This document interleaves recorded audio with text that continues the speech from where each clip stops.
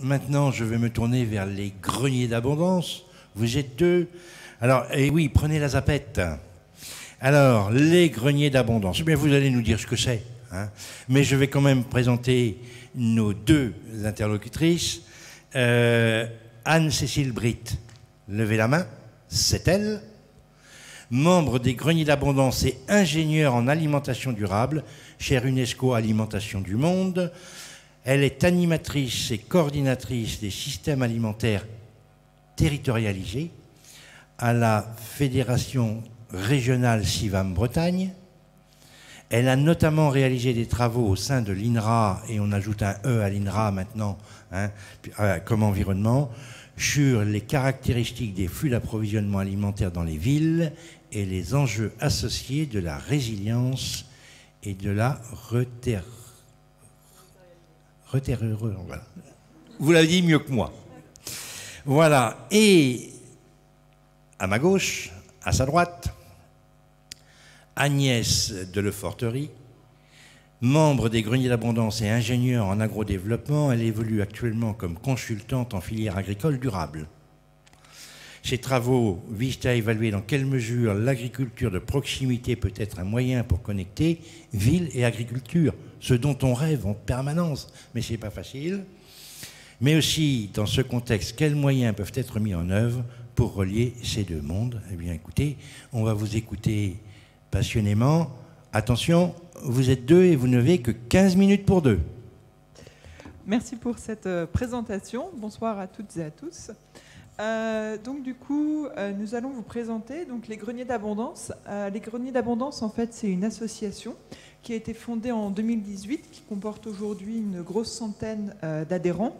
L'objectif de l'association, c'est d'étudier les vulnérabilités du système alimentaire face aux menaces globales et de promouvoir la résilience alimentaire des territoires. Et c'est ce qu'on va essayer de vous présenter ce soir. L'association a 3 actions principales. Une action de recherche avec des chercheurs qui font partie de l'association, une action de sensibilisation, comme ce soir par exemple, et une action d'accompagnement. Par exemple, une action d'accompagnement a été réalisée avec la ville d'Angoulême. L'association a réalisé à ce jour 2 réalisations importantes. Premièrement, un guide qui s'appelle « Vers la résilience alimentaire » qui a été publié en février 2020 et qui est téléchargeable sur notre site internet. Vous aurez l'adresse à la fin. Et deuxième point, un calculateur de la résilience alimentaire des territoires qui s'appelle Cratère, dont on peut voir ici une présentation. Donc là, on a fait pour la communauté commune de la Côte d'Émeraude. Donc c'est pour voir en fait la résilience du territoire sur différents critères. Donc la production, les pratiques agricoles, la population agricole, la politique foncière. Et donc voir comment on peut aussi s'améliorer. Donc on vous laissera aller regarder tout cela. Alors, qu'est-ce que le système alimentaire et comment est-ce que ce système alimentaire dont on parle beaucoup est complexe ? Alors pour ça, on va prendre un exemple qui est simple et qu'on peut trouver dans tout supermarché ou tout commerce. C'est un pot de yaourt à la fraise. Donc ce pot de yaourt à la fraise, comme je disais, on peut le trouver n'importe où. Et pour voir un peu comment il est fait, alors on va prendre les ingrédients. On ne va pas faire tous les ingrédients, on n'a pas le temps. Je vais juste prendre 2 éléments pour vous montrer ce qu'il peut y avoir derrière ce pot de yaourt. Alors, pour faire du yaourt, il faut du lait et des vaches. Bon, je pense que vous êtes au courant, surtout ici en Bretagne. Mais ces vaches, pour qu'elles produisent du lait, il faut les nourrir. Donc, les nourrir à l'herbe. Alors, l'herbe qui, souvent, a un peu de fertilisation aussi pour avoir de la bonne herbe. Et ces vaches sont alimentées avec des compléments en grains, par exemple, ou en tourteaux de soja ou tourteaux de colza, du maïs en silage. Et ça, c'est des plantes qu'il faut produire. Donc pour les produire, on a besoin de produits phytosanitaires, on a besoin d'engrais. Les plantes qui ne sont pas produites localement, elles doivent être amenées jusqu'ici. Souvent, le soja, on en parle, vient par exemple du Brésil, donc doit être emmené du Brésil jusqu'ici pour nourrir les vaches. Une fois que ces vaches sont nourries, qu'elles ont produit du lait, ce lait, il faut le récolter, aller à la laiterie, etc. Et ensuite le transformer, parce qu'on le voit dans notre yaourt, il y a du lait écrémé à base de poudre de lait, de la crème, etc., etc. Donc on voit la transformation que ce lait doit subir pour ensuite être intégré à notre pot de yaourt. Donc juste pour un seul élément de ce yaourt, on voit en fait tous les éléments et tout ce qu'il faut faire pour avoir accès. Deuxième point, on va juste prendre le deuxième ingrédient, les fraises. Donc les fraises sont majoritairement cultivées en culture qu'on appelle hors sol, donc sous serre. Donc c'est une culture aussi qui a besoin d'énergie pour que ces serres puissent tourner, qui a besoin aussi de substrat et beaucoup d'eau, d'énergie pour que ça fonctionne. Il y a aussi besoin de produits chimiques, de produits d'engrais, etc. pour que ces fraises soient produites. Ces fraises doivent être récoltées, c'est un travail manuel avec assez probablement une main-d'œuvre qui est souvent étrangère. Et ensuite, ces fraises, une fois qu'elles sont récoltées, elles ont souvent une première transformation. Elles ne sont généralement pas utilisées fraîches, mais soit séchées, soit congelées, pour ensuite être emmenées vers l'usine. Sachant qu'en France, à peu près la moitié des fruits et légumes que nous consommons sont importés, dont une partie vient d'Espagne. Donc on voit pareil, ces fraises, tout ce qu'il faut faire pour qu'elles arrivent. Donc là, j'ai pris que deux éléments, mais si on essaie de les mettre tous ensemble, on voit en fait tout le système qu'il y a derrière pour produire ce simple pot de yaourt à la fraise. Donc là, j'ai parlé de ça, mais il y a les épaississants, les arômes, le sucre, etc., etc., pour ensuite se retrouver en supermarché. Le transport aussi, parce qu'en général, les gens vont en voiture au supermarché pour faire leurs courses. Donc le transport nécessaire pour ensuite manger ce yaourt. Et en fait, c'est toute cette complexité, donc les intrants agricoles, la production, transformation, distribution, consommation et aussi les déchets, tous les transports qui ont lieu autour, qu'on appelle le système alimentaire. Et on voit en fait dans ce système alimentaire que la partie production, donc l'agriculture et l'agriculteur, c'est un maillon d'une chaîne globale et c'est loin d'être l'élément central de ce système alimentaire. Donc voilà, c'était juste pour brosser un portrait global de ce système qui est, vous l'aurez bien compris, très complexe. Alors, sur ce système alimentaire pèsent différentes menaces. Alors, je ne vais pas toutes les présenter pareil, mais assez rapidement. La première menace, c'est évidemment le changement climatique. Bon, je pense que vous êtes à peu près tous informés, mais c'est des menaces qui va s'aggraver. Donc on va devoir faire face à des facteurs aggravants de cette menace sur le changement climatique. Et par rapport à l'agriculture, on voit ici les températures et l'indice d'humidité et de sécheresse sur le sol. On voit que dans des conditions normales, les terres vont être de plus en plus sèches et en 2055, on aura, donc c'est des prévisions qui sont faites, des sécheresses qui aujourd'hui sont extraordinaires, qui deviendront plus ou moins ordinaires. Et donc c'est une tendance de fond, et on le voit par exemple bien sur la carte de 2055, les régions qui sont le plus impactées, c'est ce qu'on appelle le grand bassin parisien, donc Picardie, Champagne-Ardenne, Beauce, qui sont des grandes terres de production agricole, céréalière principalement, et qui vont être affectées. Donc on va avoir une réduction de la production liées à ces sécheresses et sur lesquelles il va bien évidemment falloir s'adapter. Un deuxième point, alors là je vais aller un petit peu plus rapidement, c'est toute la biodiversité. Alors quand on parle de biodiversité, on pense aux animaux, on pense aux insectes dont on parle, mais on parle aussi de la biodiversité cultivée, donc les espèces qu'on cultive. L'humanité a cultivé plus de 6 000 espèces qui ont été cultivées. Aujourd'hui, seuls 9 assurent les 2/3 de la production mondiale. Donc on parle de la canne, du maïs, la canne à sucre, du maïs, du blé, du riz, etc. En cause, ou en tout cas la raison, ce qu'on appelle la révolution verte. Donc c'est la sélection de variétés qui sont adaptées pour faire des grands rendements, qui sont adaptées au système qu'on appelle agro-industriel, donc le fait d'avoir des engrais, des produits phytosanitaires, etc. Et qui du coup permettent une simplification du système. Le problème, c'est que si un système est beaucoup plus simplifié, donc avec moins d'espèces, ça augmente le risque parce que un système simplifié, si on n'a qu'un type d'espèce, s'il y a un ravageur par exemple, ça peut tout détruire, alors que s'il y a des espèces diversifiées, le système est plus résilient. Donc voilà cet effondrement de la biodiversité qui est aussi une menace qui pèse. Une autre menace, vous en parliez d'ailleurs en introduction, c'est la dégradation et l'artificialisation des sols. Alors, selon les statistiques, il y a la surface d'un département qui disparaît tous les 10 à 15 ans en fonction des statistiques, je disais. Et le problème, c'est que ça affecte les terres les plus riches, Historiquement, les villes se sont installées sur les terres qui étaient riches, donc riches d'un point de vue agricole, hein, autour. C'était plus facile pour approvisionner les villes, mais aujourd'hui où les villes s'étendent, eh ben, elles s'étendent sur ces terres, donc les terres les plus arables autour. Donc ça diminue la production, enfin les terres disponibles pour la production agricole. Si on a des menaces qui pèsent et on a en plus moins de terres pour y faire face, c'est quand même aussi un problème. Pour ça, j'ai juste voulu vous montrer un petit exemple, donc très local. Donc ici, c'est la plage du Prieuré à Dinard. C'est une photo de 1920, donc c'est sur le site de l'IGN où on peut trouver ça. Et si on reprend à peu près la même photo, donc aujourd'hui, site de l'IGN, 2020, on voit toutes les terres agricoles qui ont complètement disparu. On reconnaît bien la plage en haut. Donc on voit cette artificialisation des terres qui, voilà, qui existe et sur lequel il va bien falloir faire quelque chose, ou en tout cas l'arrêter complètement. Autre menace, mais là je vais aller à vite, l'épuisement des ressources énergétiques et minières. On parle par exemple du pétrole et l'instabilité économique et politique. Et en fait, on a une convergence de toutes ces menaces qui peuvent affecter le système. Et ces menaces amènent des dégradations de fond du système et augmentent le risque de crise.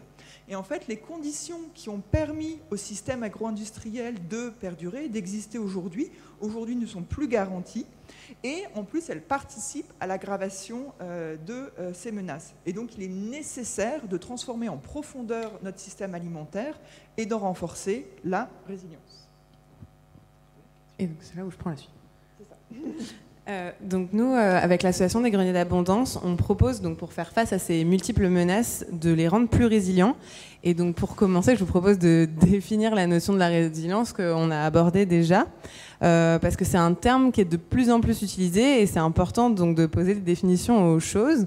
Donc nous, la définition qu'on a retenue, c'est de définir la résilience alimentaire comme la capacité dans le temps d'un système alimentaire et de ses entités à de multiples niveaux, de procurer à toutes et à tous une alimentation suffisante, adaptée et accessible face à des perturbations variées et imprévues. Donc en d'autres termes, c'est la capacité dont on a de s'organiser pour s'alimenter, donc ça va des semences jusqu'au magasin en passant par la logistique, à garantir cette alimentation en quantité et en qualité suffisante, malgré le fait qu'il y ait des événements comme une sécheresse, une tempête ou encore une pénurie de pétrole. Et pour autant, on va réussir à maintenir la capacité de ce système à apporter de l'alimentation. Alors, je voudrais attirer votre attention sur le fait que la résilience, c'est un terme qui peut renvoyer à des interprétations antagonistes suivant l'échelle géographique ou l'horizon temporel qu'on se donne, et que c'est un concept vraiment dynamique, en fait. On ne peut pas donner une note sur la résilience qui soit stable dans le temps.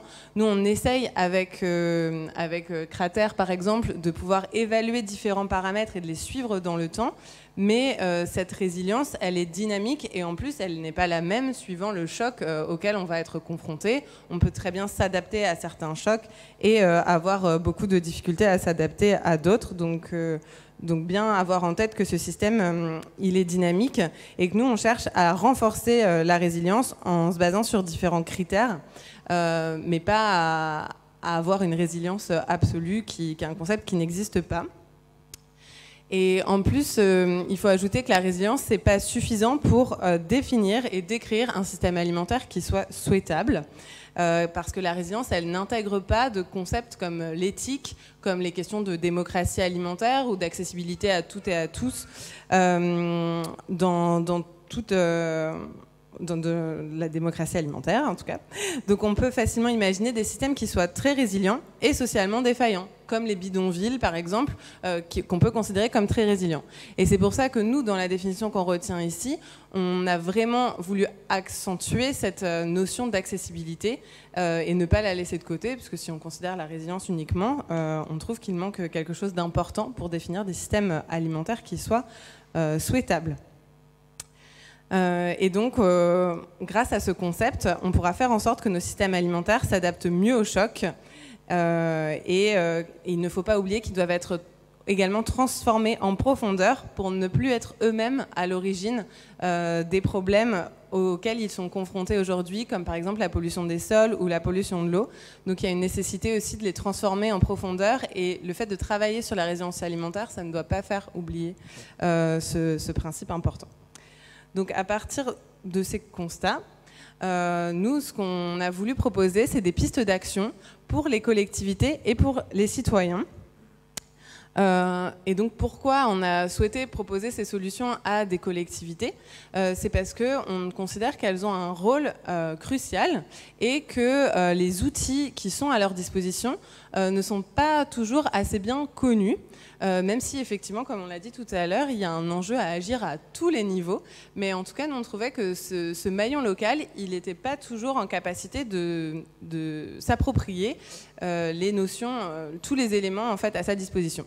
Et donc pourquoi on trouve que ces collectivités, elles peuvent avoir ce rôle crucial, c'est parce qu'elles ont des compétences administratives et techniques importantes. Elles peuvent avoir elles ont par exemple des capacités de gestion foncière, d'aménagement du territoire, de gestion des déchets, etc. et qu'elles peuvent mobiliser ensemble pour favoriser une agriculture et une alimentation durable et résiliente. Également, on considère qu'elle constitue une échelle géographique pertinente pour pouvoir jouer un rôle dans les questions de reterritorialisation. Et également, cette échelle géographique relativement restreinte permet que ces interlocuteurs dans les collectivités ont une fine connaissance du territoire et des acteurs locaux.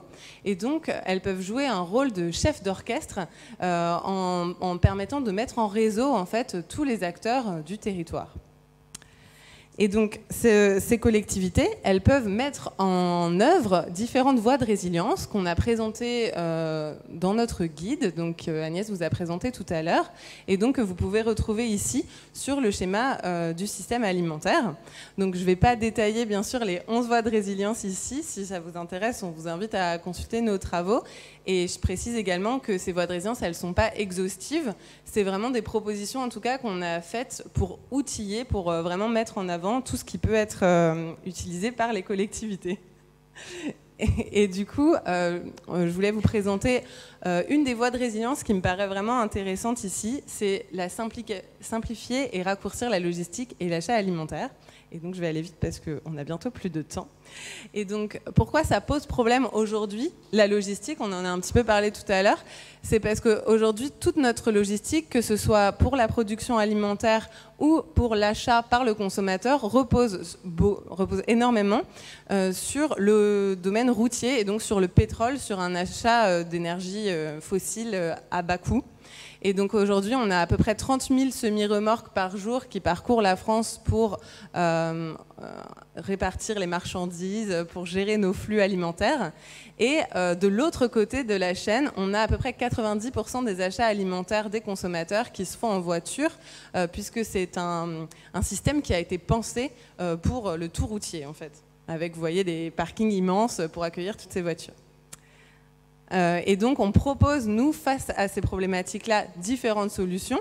Et donc là, l'idée de notre association des Greniers d'Abondance, c'est de mettre en avant des initiatives positives qui existent. On n'a pas cherché à inventer des choses nouvelles, mais plutôt à montrer toute l'étendue des solutions qui existent pour les collectivités, comme par exemple construire des plateformes mutualisées de distribution pour des producteurs du territoire. Donc là, on peut donner l'exemple du kiosque paysan à Nantes, mais il en existe bien d'autres. Développer les circuits courts avec, par exemple, des magasins de producteurs comme Brin d'Herbe, qui est un magasin de producteurs historique près de Rennes. On peut également prendre en compte l'alimentation dans la planification urbaine.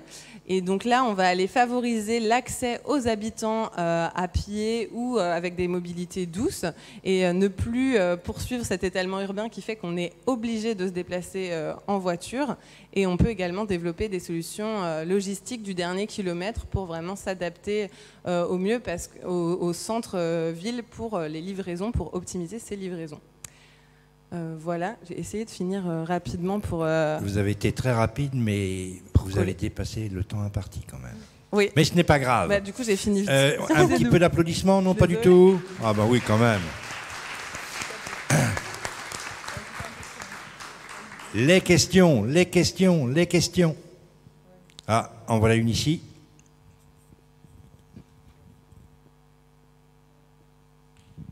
Bruno Boulch-Mascaret. Enlevez votre masque pour parler. Je voulais juste...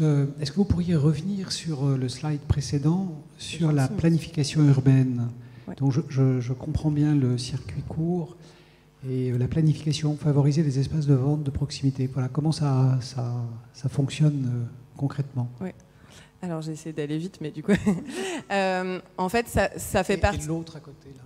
Ouais. En fait, ça fait partie des solutions qui peuvent permettre de simplifier, donc raccourcir la logistique. Et donc, en fait, on peut avoir des solutions à la fois pour l'approvisionnement des commerces, etc., et à la fois pour les consommateurs.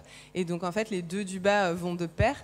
C'est que on peut revitaliser en fait les centres-villes avec des commerces de proximité qui permettront aux habitants d'y accéder facilement. Et en fait, je dis centre-ville, mais en fait, c'est rapprocher les commerces des habitants tout simplement, parce que les habitants sont parfois aussi dans ce qu'on appelle des cités de dortoirs, donc aussi rapporter l'alimentation dans ces endroits-là. Pour qu'on n'ait plus ce recours de 90% à la voiture qui est énorme.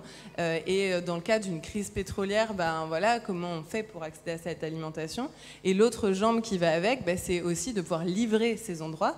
Par exemple, si on est dans des centres-villes, c'est forcément moins facilement accessible. Ben, on ne peut pas y aller en semi-remorque.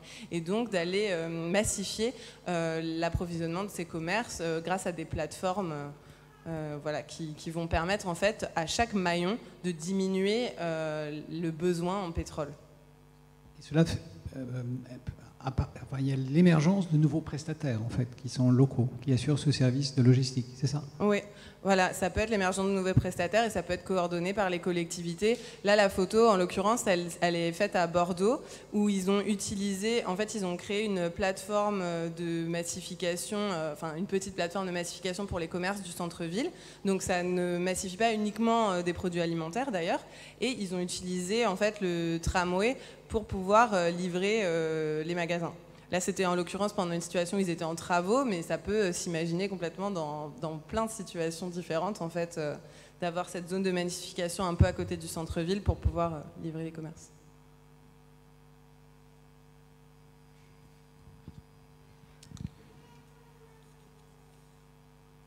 Si, voilà une question ici. Bonjour, Noémie Brosseau. J'avais une question du coup pour Monsieur Guichard par rapport à notre territoire. Est-ce qu'il y a une cartographie des producteurs locaux qui existent sur la Comcom? Et ma deuxième question, pareil, est-ce que c'est en projet d'avoir une plateforme ou un lieu de collecte pour récupérer des paniers de légumes ou de fruits, peu importe? Alors, je vais répondre à la place du président, ça ne se fait pas. Mais tout ça, ce sont les sujets sur lesquels on travaille actuellement. Le registre des producteurs, comment on optimise la logistique, je vous l'ai dit tout à l'heure. C'est un travail colossal et ça ne se fait pas en 5 minutes. Hein, et surtout, il faut se méfier des fausses bonnes idées. Donc, c'est toujours Quentin. Hein, donc, je vous invite à en parler avec Quentin à la fin de la réunion. Et puis désormais, je vous interdis de nous poser des questions à nous les élus. C'est à eux qu'il faut poser des questions. C'est vrai que le local, pour une communauté de communes comme la nôtre qui est assez réduite, en réalité, il va un petit peu plus loin. On ne peut pas travailler tout seul dans ce domaine-là. On est notamment en relation avec Dinan Aglo, qui a aussi un PAAT, et un petit peu avec Saint-Malo Aglo, mais eux, ils sont en début de démarche, je crois, non ? Ouais, c'est ça. Donc, oui, le local est très important. Maintenant, si on veut diversifier l'offre, il faut s'éloigner un petit peu. Et la grande difficulté, je dirais, le point noir pour nous actuellement, c'est l'identification effectivement de cette fameuse plateforme qui servira de nodal pour accueillir l'ensemble des productions et ensuite pouvoir les renvoyer au plus près des consommateurs. Oui, je tiens à dire que ce qu'on présente, c'est pas forcément un catalogue de solutions qui peut être adopté comme ça. C'est plutôt voilà, des pistes, en tout cas, qu'on a souhaité réunir pour à la fois qu'elles puissent être appropriées par les citoyens et par les élus. Et aussi, si les citoyens considèrent qu'il y a des solutions vraiment intéressantes à mettre en place sur leur territoire, à aller porter aussi des initiatives avec le soutien des élus. Et on a mis dans le guide des éléments de plaidoyer qu'on considère intéressants et qui peuvent vous servir aussi pour aller proposer des choses sur vos territoires. Mais bien sûr, chaque proposition qu'on peut peut faire. Nous, on donne différents exemples, mais il faut les adapter au territoire et à ses besoins, évidemment. Bonjour. On a 2 questions, on va prendre les 2 questions et après on va enchaîner parce que on aura 3 questions. Allez, on prend les 3. Allez-y.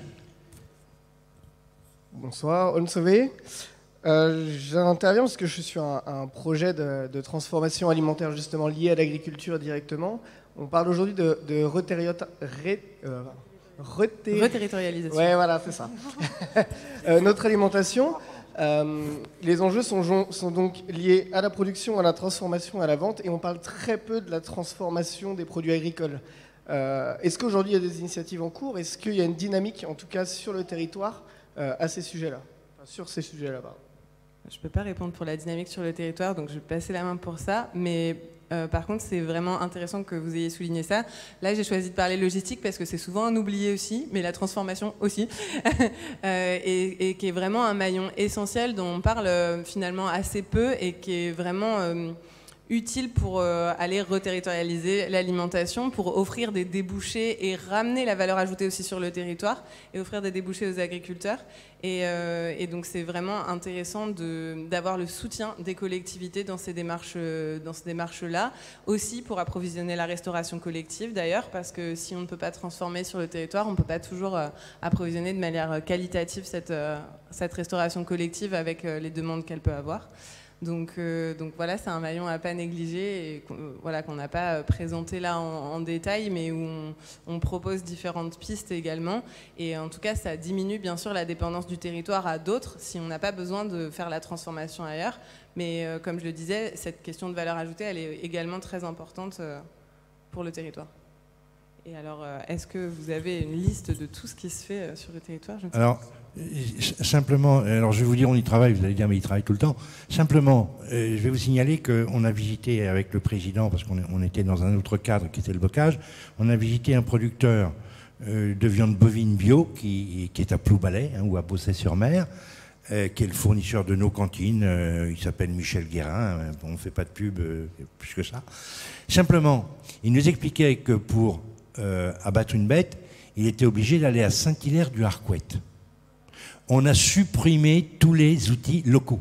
Et en fait, il faut retransformer ces maillons-là, parce que c'est pas normal qu'on ait fait des gros abattoirs industriels et qu'il y ait cette concentration qui nuit à la proximité. Donc on est toujours dans le même discours, relocalisons.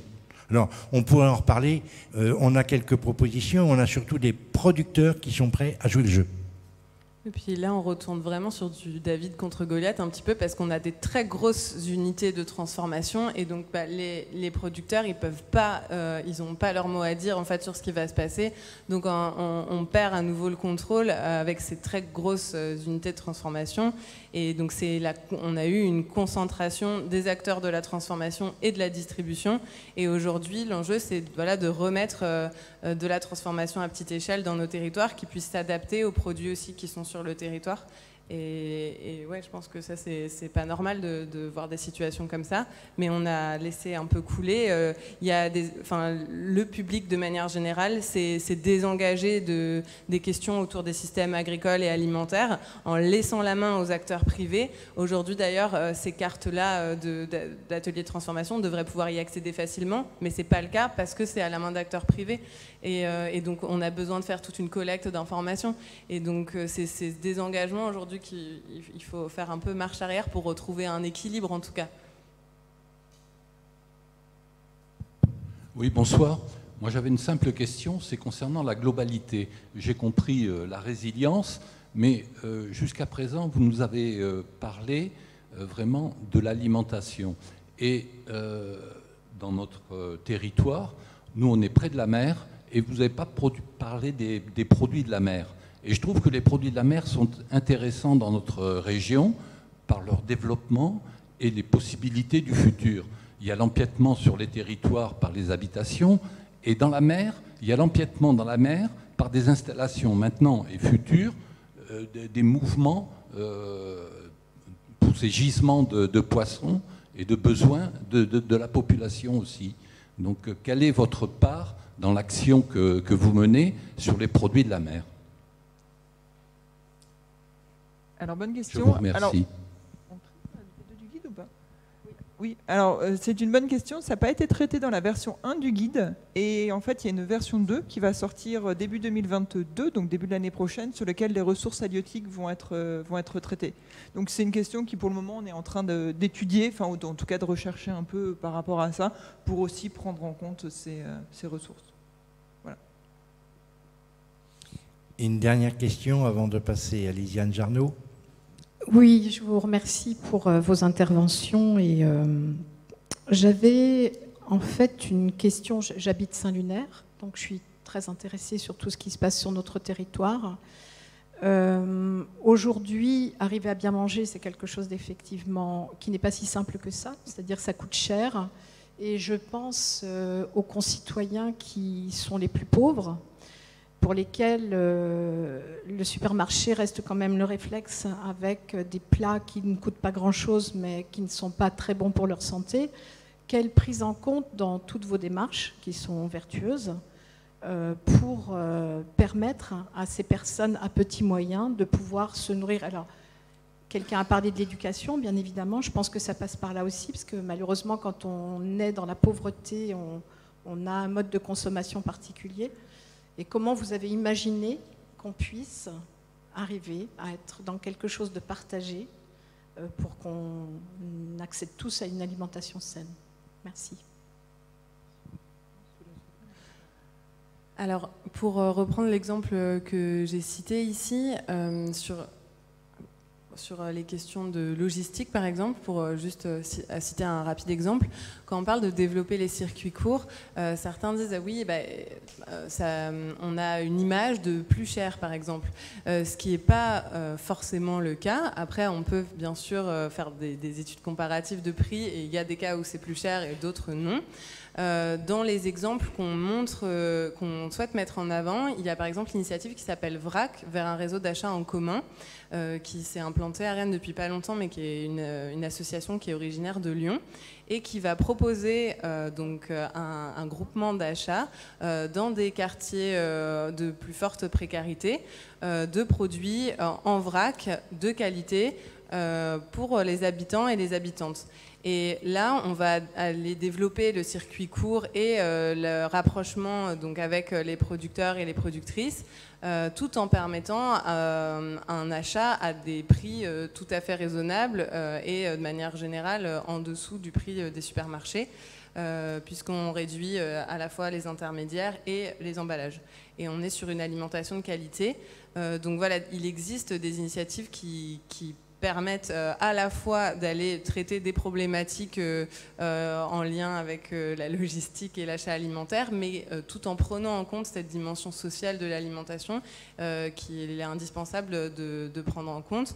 Et donc quand on parle par exemple de prendre en compte l'alimentation dans la planification urbaine, c'est aussi penser à nos paysages alimentaires. Donc le paysage alimentaire, ça va être voilà, tout quand on se déplace dans une ville, à quel commerce est-ce que j'ai accès? Et on se rend bien compte que dans les quartiers dits défavorisés, où il y a une précarité plus importante, eh bien, les commerces auxquels on a accès proposent souvent de l'alimentation de moindre qualité. Et donc, il est important aussi, quand on pense à l'aménagement de la ville et au commerce, penser à cette accessibilité tout simplement physique, en fait. Je peux m'approvisionner dans un commerce qui propose de la qualité. J'ai accès à un magasin de producteurs, à un marché avec des producteurs, etc. C'est pas aussi qu'une question financière, puisque si on compare les prix, on peut être sur des équivalences, mais il y a aussi bien souvent cette difficulté de l'accessibilité physique si on n'a pas aussi de véhicules motorisés.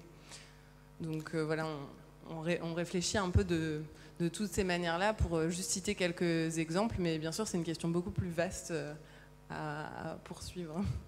Moi je voudrais ajouter un élément de réponse avant de passer la parole pour la dernière question. Il est prévu dans le PAT de suivre une quinzaine de familles volontaires dans un quartier, alors Nolwenn est là, dans un quartier dont elle parle souvent, pour voir comment on peut éventuellement changer les habitudes alimentaires sans que ça coûte plus cher. Et ça, c'est prévu, c'est un de nos exercices du PAT, n'est-ce pas Quentin? Ben voilà, Quentin sera là aussi pour faire tout ça. Une question dans la salle, ici. Oui, bonsoir. Désolée, j'ai juste oublié un élément hyper important pour répondre à cette question. On va avoir des problèmes si je ne cite pas ça. Dans l'association des Greniers d'Abondance, on propose également, et on est loin d'être les seuls, et on n'est pas à l'initiative de cette proposition, mais on la soutient, d'œuvrer ensemble pour une sécurité sociale alimentaire. Aujourd'hui, on a une sécurité sociale qui est en place pour notre santé. Pourquoi pas pour l'alimentation, pour refaire de l'alimentation un bien commun. Je ne vais pas creuser parce qu'on n'a pas le temps, mais voilà. On est en train de dépasser nos créneaux horaires, là. Monsieur. Oui, bonsoir, Henri Labatte du Conseil de développement de Dinant Agglomération, donc le voisin. Comment, à travers vos associations, abordez-vous la problématique de l'eau douce, qui, on sait, ne représente que 2,5% de l'eau existant sur Terre, et qui devient au fur et à mesure de nos modes de consommation le plus gros réceptacle de cocktails de produits chimiques, dont vous parliez, madame, tout à l'heure, et qui est aussi le premier élément pour l'agriculture. Alors, la question de l'eau est une question cruciale, parce que on en a tous besoin. Alors, il n'y a pas une réponse systémique, parce que, par exemple, comme on l'a vu avec le dérèglement climatique, s'il tombe moins d'eau et on est en situation de sécheresse, ça complique la chose. Donc, il faut évidemment s'adapter, donc adapter les cultures. Et aussi, nous, ce qu'on promeut, ou en tout cas ce qu'on aimerait voir, c'est des fermes plus petites, aussi plus résilientes, qui permettent d'avoir plus de biodiversité, d'avoir des fermes, peut-être pas toutes, mais en tout cas plus en biologique, etc., qui du coup protègent cette ressource en eau, qui apportent plus de ressources, de services pour l'environnement et qui vont protéger cette ressource en eau. En plus, si on a plus de biodiversité, par exemple, sur une parcelle, on peut par exemple avoir ce qu'on appelle des blés populations, donc différentes variétés de blé sur une parcelle, avec l'une d'entre elles qui sera peut-être plus résistante à la sécheresse, par exemple, qu'une autre. Et donc, en cas de sécheresse, celle-ci va se développer et d'autres vont moins se développer. Donc, l'idée d'avoir plus de biodiversité sur un territoire, en tout cas sur une parcelle donnée, ça permet aussi de résoudre ce type de problème de sécheresse. Après, c'est aussi l'adaptation. Par exemple, le maïs qui est beaucoup cultivé, par exemple, si on prend dans le sud de la France, c'est du maïs qui est beaucoup irrigué aussi. Au lieu de faire du maïs irrigué, pourquoi pas changer de culture? Par exemple, on a l'exemple d'une filière qui a été mise où ils font plutôt ils font du blé pour faire de la meunerie ou ce type de choses, et qui est moins résistant, qui est moins demandeur d'eau. Donc aussi adapter les cultures à un possible, le fait d'avoir moins d'eau. Pour faire court. Merci. Alors, on avait gardé un peu de temps, mais on va demander à Lisiane Jarnaud d'être